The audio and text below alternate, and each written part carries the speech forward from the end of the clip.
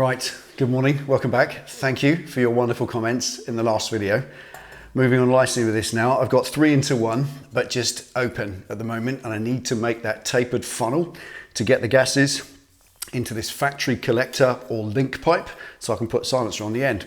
Now at the moment, as you saw in the end of the last video, I mounted those together, but that was really for the visual to give you an idea, because if you look closely, it doesn't actually fit. This is a piece of an old turbo header that you saw me cut up in the last video, and it was to give me an idea of roughly what I want to do.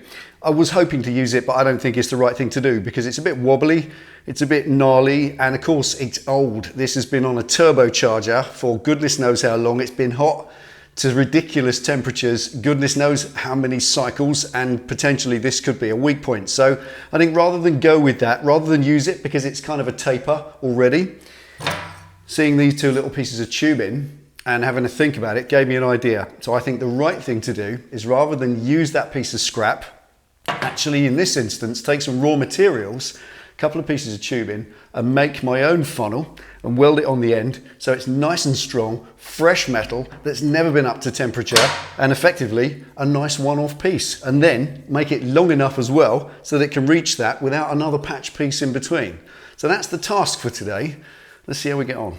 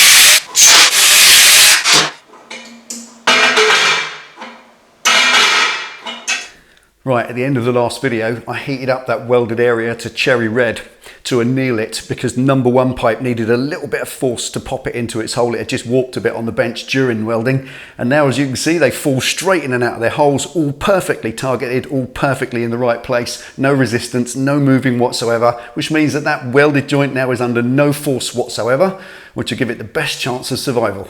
Very happy with that.